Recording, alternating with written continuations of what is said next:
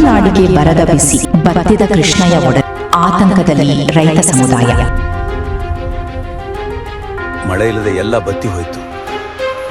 ಮುಂಗಾರು ಆರಂಭವಾಗಿ ಹಲವು ದಿನಗಳು ಕಳೆದರೂ ಮಹಾರಾಷ್ಟ್ರದ ಪಶ್ಚಿಮ ಘಟ್ಟ ಪ್ರದೇಶದಲ್ಲಿ ಸಮರ್ಪಕ ಮಳೆಯಾಗದ ಪರಿಣಾಮ ದಕ್ಷಿಣ ಭಾರತದ ಜೀವನಾಡಿಯಾದ ಕೃಷ್ಣಾ ನದಿಯಲ್ಲಿ ನೀರಿನ ಹರಿವು ಗಣನೀಯವಾಗಿ ಕುಸಿದಿದೆ. ಇದರ ಪರಿಣಾಮ ಕರ್ನಾಟಕ ಮಹಾರಾಷ್ಟ್ರ ಗಡಿಭಾಗದ ಕಾಗವಾಡ ತಾಲೂಕಿನ ಕೃಷ್ಣಾ ನದಿಯ ಪಾತ್ರೆ ಬಹುತೇಕ ಬತ್ತಿದ್ದು ನದಿಯ ಮಧ್ಯಭಾಗದಲ್ಲಿ ಮರಳು ದಿಬ್ಬಗಳು ಗೋಚರಿಸುತ್ತಿವೆ. ಪ್ರತಿ ವರ್ಷ ಇದೇ ಅವಧಿಯಲ್ಲಿ ತುಂಬಿ ಹರಿಯುವ ಕೃಷ್ಣಾ ನದಿ ಈ ಬಾರಿ ನೀರಿನ ಕೊರತೆಯಿಂದ ತನ್ನ ಸಹಜ ವೈಭವ ಕಳೆದುಕೊಂಡಿದೆ.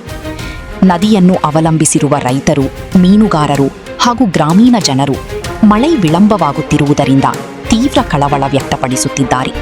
ಮಳೆ ಇಲ್ಲದೆ ನಮ್ಮ ಬದುಕು ಬರಡಾಗಿದೆ. ನದಿಯೇ ಬತ್ತಿದೆ, ಮೀನುಗಳೆಲ್ಲಿವೆ?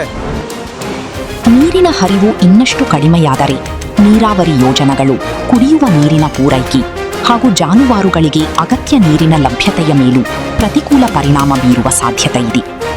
ಮಳೆ ಅಭಾವ ಮುಂದುವರಿದರೆ ಮುಂಗಾರು ಕೃಷಿ ಚಟುವಟಿಕೆಗಳಿಗೂ ದೊಡ್ಡ ಹೊಡೆತ ಬೀಳುವ ಆತಂಕ ಎದುರಾಗಿದೆ ಎಂದು ರೈತರು ಅಭಿಪ್ರಾಯಪಟ್ಟಿದ್ದಾರೆ.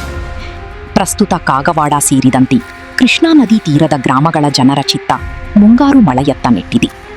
ಶೀಘ್ರದಲ್ಲಿ ಉತ್ತಮ ಮಳೆಯಾಗಿ ಕೃಷ್ಣಾ ನದಿ ಮತ್ತೆ ಮೈದುಂಬಿ ಹರಿಯಲಿ ಎಂಬ ಆಶಯವನ್ನು ರೈತರು ಹಾಗೂ ಸಾರ್ವಜನಿಕರು ವ್ಯಕ್ತಪಡಿಸಿದ್ದಾರೆ.